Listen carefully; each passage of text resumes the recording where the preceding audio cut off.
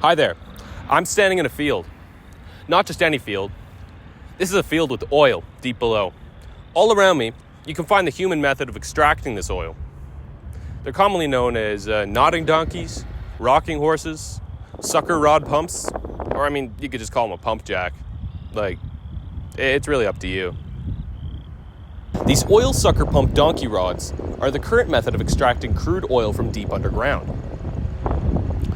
As I've been loitering on this private property, I noticed a pretty cool tower behind me. My question is, what the hell is it, and can I climb it?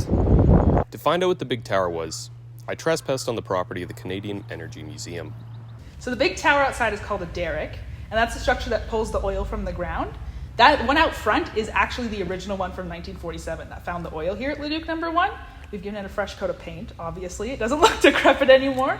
But yeah, it's the original derrick out front. And then the rest of this building here is just to commemorate Canadians' energy history. Again, we are an oil and gas province. We are very much an oil and gas country still. That's how we get our energy. And so this museum is about the history of how we got power and a little bit of our future with windmills and solar panels and things. This is a wooden cable tool rig, it's called. I don't use cable tools anymore because they don't work great. But this one can actually get started and pump oil. Really? It's working. It's a fully working rig. The only problem is that people who know how to work it are dying off. So we can't do many displays anymore because there's not really many people left to work it, but it does fully rotate and work. Okay, that's Leduc number 1. Yellow part would pull on the top of that part that's spiking up there, and that draws the oil right out of here. This is where technically the oil comes from. That whole structure is just to provide pressure to get it out of the well. But this is gonna do it all on its own.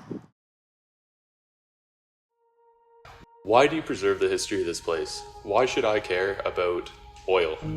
Yeah, so the oil's not a really great power source. Again, it runs out, it's dirty, it makes our environment bad. So yeah, we get that question a lot. It's like, why would you want a museum to oil? But we're not really so much a museum to oil as we are mostly about the history of Alberta. We had less population since Saskatchewan. We had pretty much nobody living here. We were just farming.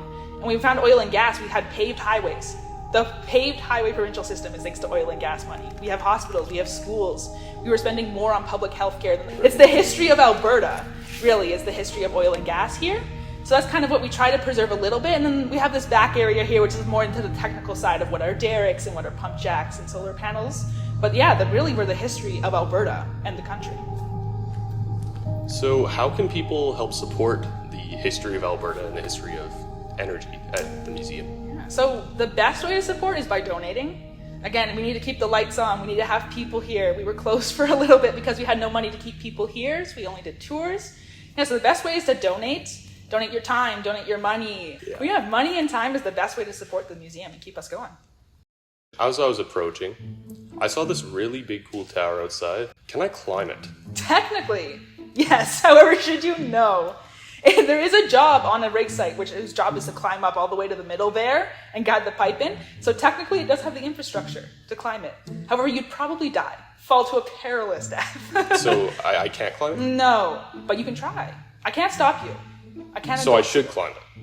No, don't climb it. But I can't stop you if you want to. I'd like to extend a massive thank you to all the folks at the Canadian Energy Museum who helped me out with this documentary. Especially thank you to Gillian, who helped big time with this interview, taking me on a tour around the museum and let me run around and film.